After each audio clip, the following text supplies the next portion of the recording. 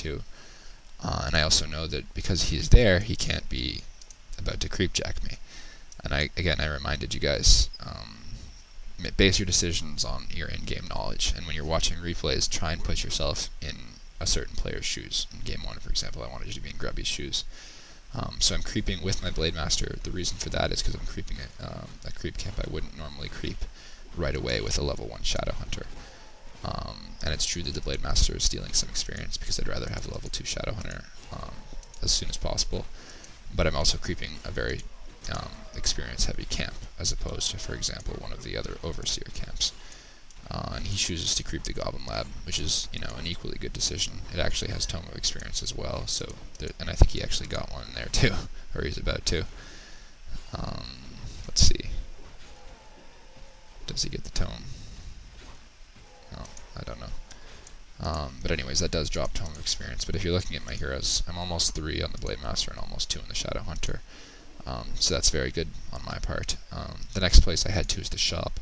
Again, there's the logic to that as well. I could have gone to my Merc camp. The reason I'm going to the shop is it's daytime now, and at daytime you can buy the invulnerability potions and the healing scrolls. So I buy an invulnerability pot, and I think I'll buy a healing scroll as well.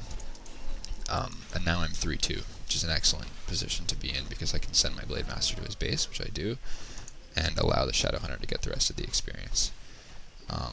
So we're pretty similar at the moment. I mean, I have a 4 food advantage, but that's pretty negligible. It's only because my tier 2 has been up longer. His Shadow Hunter is only level 1, but he's given it the town portal, which is a smart decision on his part. Because I'm level 3, I can head straight to his base and harass first, whereas he's looking for my army with his Blademaster. I recognize that my tier 2 was up earlier, so I feel like I have, by intuition, I have the unit advantage, and if you check the food, it's true, I do have the unit advantage. I also know that I got level 2 on the Shadow Hunter probably quicker than him, which probably means he's creeping, which is the reason I'm pushing right now. Just like Grubby in game 1, I'm not creeping for level 3, which I could have been doing. Instead I attack and force support, and when I see his army when he's ported, I realize he cannot fight me. He's only got 1 raider, and it's very low HP, so it's going to die very quickly. I have 2 ensnares, so ensnare the grunts pretty quickly. He does have Spirit Link, but I have level 2 Shadow Hunter and full mana compared to his not full mana, and I have a healing scroll and a potion of invulnerability. So I focus down whatever's weak. He chooses to focus my walker, which isn't a bad idea, but it's really easy to save the walkers with the little form shift, which is exactly what I do, I believe. I'm focusing down his walker in the meantime, but he saves it as well. But as you can see, I mean, because he's been forced to right-click and hope for the best in individual unit kills, his army disappears pretty quickly.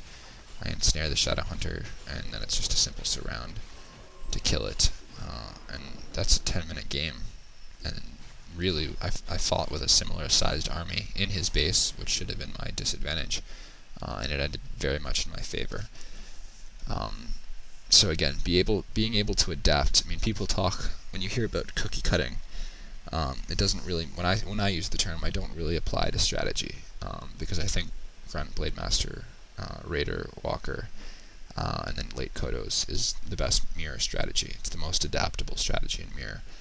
But when I talk about cookie cutting, I mean decision making, knowing when to make decisions versus just copying pros, knowing when to attack, knowing when to play defensively, knowing when to creep offensively, that type of thing. So that's a pretty good example, I think, that game, of really intelligent decision making, of intuition, and basing in-game decisions on that intuition, and that paid off for me pretty quickly. So get game 4 uploaded, 1 minute mark, 1x speed, my point of view, fog of war off, because I want you to see both sides. Once again it's Twisted Meadows, once again it's Davin. He's a very, by the way, I have to give this little disclaimer every single time I do one of my own replays. He's a very good player. He's beaten me a few times as well. I don't mean this game as any commentary towards our skill level, because he's certainly raped me more than once as well. So no digs to Davin there. He's a good orc player, and it's fun to play against him. Anyways, 1 minute mark, 1x speed, fog of war off. Notice we do not spawn cross spawn this game. We spawn close spawn. That's a really interesting. If we scout the close spawn early, you'll notice that'll play a role in the game, and I'll explain that in due time. Get the game unpaused in 3, 2, 1, unpause. So we're both doing the same build again with the early Voodoo Lounge. He chooses to build his earlier than mine. I think my build is better, superior to his, in that my lounge will be finished the same time as my hero, whereas his will finish somewhat earlier. And in exchange for that, I will get an earlier wood peon, which means I'll have a little bit more wood than him, which means an earlier tech or an earlier second burrow, at no cost, at no delay to me. Once again, also note, he has not blocked off his base. If he puts a burrow beneath his barracks right now, it would, which is what he's doing. It blocks off that entrance, but to the left of his altar, between the altar and the Voodoo Lounge, the Blademaster can pass. So it's still a very good base build. It's not a bad base build, because you can block it off. Because there's only one entrance, so it's not like it's a complete risk-free thing for me to enter his base. But I can nonetheless enter safely.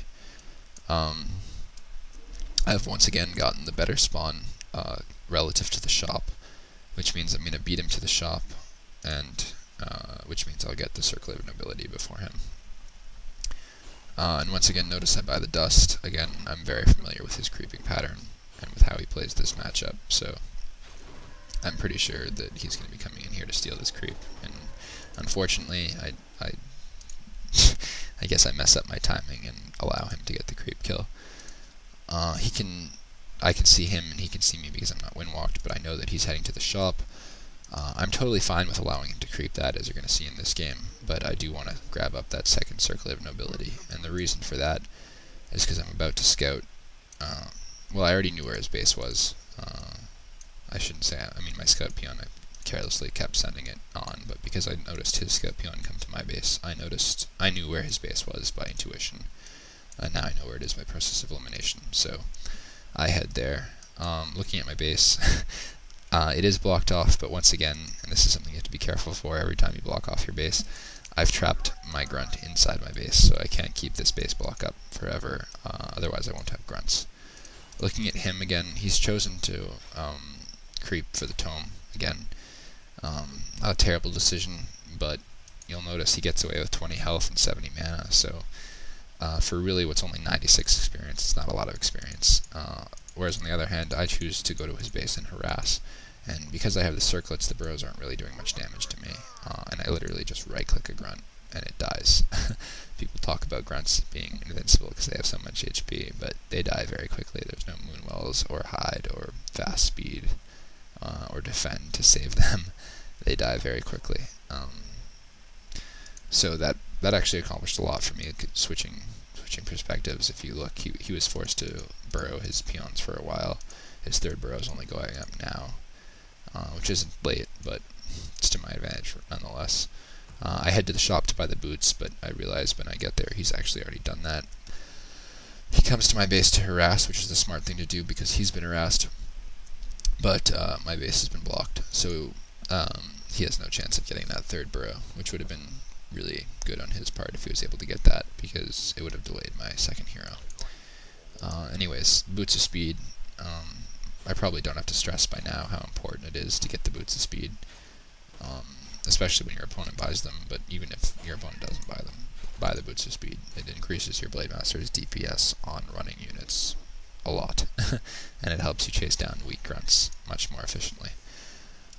Anyways, another difference between us right now, I could have again sent these grunts to creep, and I think I'm going to once they get out, but I'm in his base at around tier 2, and he is not in my base. He's heading to my base now, but I've already beat him to the punch, and I'm attacking a grunt.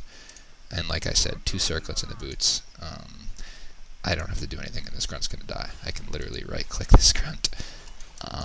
He can damage me, but I quickly check that he doesn't have dust, which he doesn't. So I know it's very safe for me to finish off this grunt. So he's a 2 grunt disadvantage. Because I got 2 grunt kills, I've pretty much made it up